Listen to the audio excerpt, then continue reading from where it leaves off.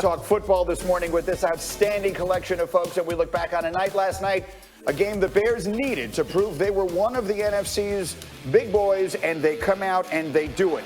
And the biggest and best of them is that one. Khalil Mack and the Bears taking on Case Keenum in Washington. First quarter, no score. Opening drive for Washington. And look who laughs last. Ha ha, Clinton Dix. Something the Bears do as well as anybody. Play underneath routes, let the safeties play over the top.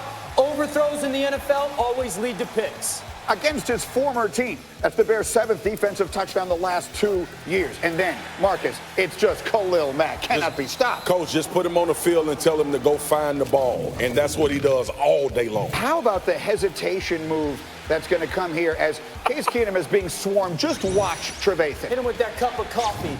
Greeny, they call that sugar.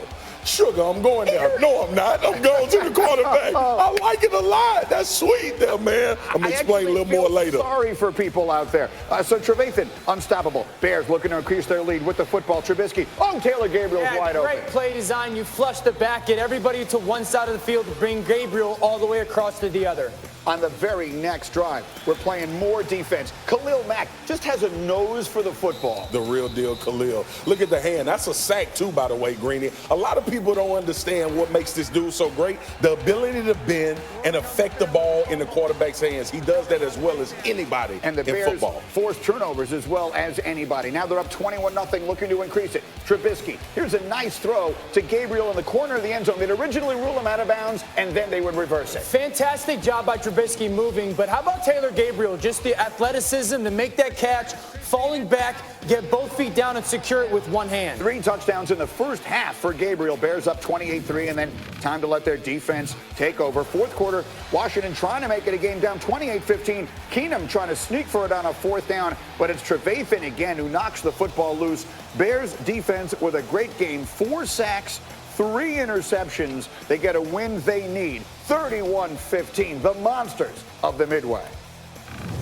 It's really, impressive how this is 3 straight games in a row now where they're coming up. Now today it's turnovers, and then a touchdown. So anytime you have 5 turnovers and you only turn the ball over 1 time, that's a +4 ratio. You're going to win a lot of football games that way. I don't care what the other stats are. You're going to win. I think we're still growing and evolving as an offense.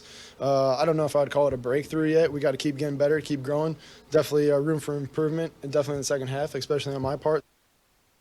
Big step forward for Trubisky last night, however you want to slice it. Just not good the first 2 weeks. What did you see from him last night? Well, I love the fact that post-game he's saying it's a little bit of an evolution for him, right? Last night, the tempo that they played with, the ability to be aggressive on offense, which was not the case in the first 2 weeks. And then allowing him to play out in movement, right? He completed 7 passes last night on the move. All 3 of his touchdowns last night were him moving, whether they were by design or breaking the pocket, getting Tariq Cohen the ball out in space, getting Gabriel the ball with some picks and rubs. This was big for this offense last night. This was an incredible moment for this team, or important moment for this football team and this young quarterback last night to go answer some questions. So I like that Matt Nagy kind of played with some aggression. You saw Mitchell Trubisky play free, and that's going to have impact on this offense moving forward. Did he, Marcus, answer your questions, Trubisky, last night? Well, he would have answered a lot of questions if Aaron Rodgers wasn't in this division. That's the tough part. But what I will say is this. They've gotten back. Nagy got back to moving Mitchell Trubisky, which is key. We forget that this kid was known for his athleticism as well coming out of North Carolina. I think it's very important for him to be comfortable. We see a lot with these young quarterbacks that they're just better moving because that's what they're used to doing. And then you eventually evolve into being a 5-step or a 3-step drop guy throwing from the pocket. But for right now, let Mitchell Trubisky use his athleticism to make him a better quarterback in your system. This is no question a championship caliber defense. Sure. Do you see the makings of a championship caliber offense in Chicago? As I sit here today on Tuesday morning, no. But I'm so encouraged by last night because of the stuff that they did. Their offensive line needs to play a little bit better. There's some penalties and Mitchell being forced to move a little bit. But as of right now, no. And that's partly because Stafford's in that division and Rodgers in that division and the Packers are so good. But I'm telling you, this was a huge night because this was the biggest game in Mitchell Trubisky's young career. Like, he had to go play well last night, and he did. So if they can continue to stack those blocks, they'll be back to where they need to be come November, December. And he's going to be fortunate from extra possessions throughout a game as well. Well, what this defense is doing. A lot of people talk about the turnovers, and the reason why the turnover margin is so big, we talked about it all the time in our defensive meetings during the week, is because you steal 3 or 4 possessions for your offense, and hopefully it turns into at least 6 points. And that's a big point, though, because a lot of times when people hear the team has a great defense, you think, oh, as a coach and a quarterback, just get conservative. What we saw last night was an aggressive offense because they trust the defense. Absolutely. Listen, if we go 3 and out or we're too aggressive when we turn it over, they'll get it back for us, right? So that's a big part. The bottom line is, with that defense, they don't have to be Kansas City's offense. They just have to be good enough to play complementary football to their defense. And quickly, we'll shit their schedule. The Bears should be favored in 3 of their next 4 games. As mediocre as they have looked to start their season, they've got a chance to get right here going forward. The Saints, again, will be without Drew Brees in that game. Raiders feels good. Vikings, a big divisional game. And then the Chargers. So we will see where they go. Meanwhile, L. Duncan, let's talk about the best player on the field. Correct. We've been speaking generally about the Chicago defense. Let's talk about Khalil Mack and Spears. Him around the edge is about as destructive a force as you can get. Well, it's unbelievable because of the athleticism, but you also think about what he has the ability to do with his eyes when he gets around the corner. We talk so much about dudes that can rush the passer, but to be elite, you have to finish. And Khalil Mack finishes on the quarterback as well as anybody in the NFL. He also, keep in mind yesterday, because he did have a fantastic first half, a couple of sacks, but he also had a fumble and a sack that was negated because of penalty. So he was a nightmare in the first half of this game. Here's the deal. Like, having the opportunity to play with DeMarcus Ware, I understand how they change defenses. Here he is afterwards. It's a level of expectation that we work hard for. We expect to come out and try to dominate football teams. And these guys, the back end, Kyle, Eddie Jackson, Prince, I got to take those guys to dinner. I got to take them to dinner this weekend. Khalil, ever the humble and gracious player, because honestly, you should take them out. They should take you out to dinner. In 6 primetime games with the Bears, Mack has forced 7 forced fumbles and 6 sacks. In 11 other games with Chicago, Mack has forced just 2 fumbles. So at this point, based on what you've seen from this Bears defense and what we know about this Bears defense, do you think it's enough to carry Chicago to a title? Not to a title, not in this day and age in the NFL, but they will get them deeper. And, you know, like Dan and I were talking earlier, this offense needs to find their niche and explosiveness, because if you do complement what this defense is, absolutely they are a championship team. They change games. It's very rare that you have an opportunity in the NFL to look across the defense and say, these guys can literally change the game. They can win a game.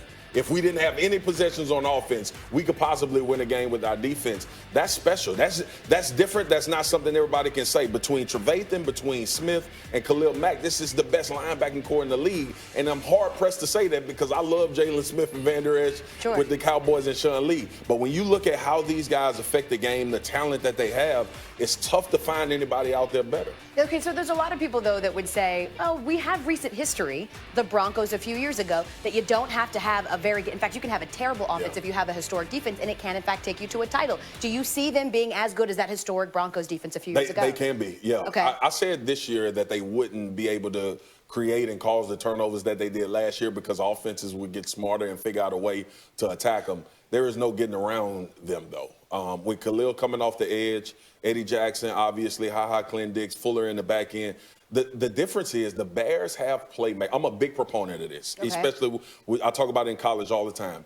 Where is your guy on every level of the defense? Up front is Khalil. In the middle is Trevathan and Roquan Smith, and then on the back end, the 3 guys I just mentioned. So find me a hole in the Bears defense, and I'll tell you they can be exploited. There are none. And that's not even talking about Hicks up front as well on the interior of that defensive line. They are difference makers. I mentioned the Broncos, but the 3 previous Super Bowl champs, the Patriots twice and the Eagles, both had top 10 offenses. Talk football this morning with this outstanding collection of folks, and we look back on a night last night, a game the Bears needed to prove they were one of the NFC's big boys, and they come out and they do it. And the biggest and best of them is that one. Khalil Mack and the Bears taking on Case Keenum in Washington. First quarter, no score. Opening drive for Washington. And look who laughs last. Clinton Dix. Something the Bears do as well as anybody. Play underneath routes, let the safeties play over the top. Overthrows in the NFL always lead to picks. against his former team. That's the Bears' 7th defensive touchdown the last 2 years. And then, Marcus, it's just Khalil Mack. Cannot be stopped. Coach, just put him on the field and tell him to go find the ball. And that's what he does all day long. How about the hesitation move that's going to come here as Case Keenum is being swarmed? Just watch Trevathan. Hit him with that cup of coffee. Greeny, they call that sugar. Sugar, I'm going there. No, I'm not. I'm going to the quarterback. I like it a lot. That's sweet there, man. I'm going to explain a little more later. Sorry for people out there. So, Trevathan,